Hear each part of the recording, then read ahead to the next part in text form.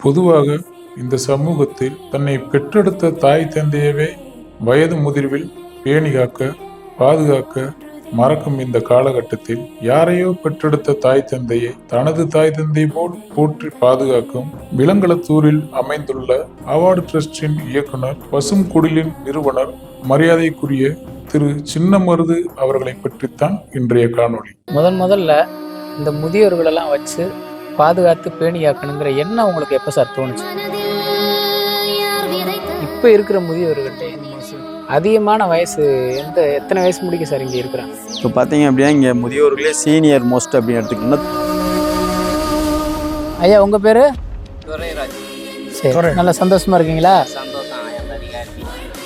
Very ஹாப்பியா? Very good, right.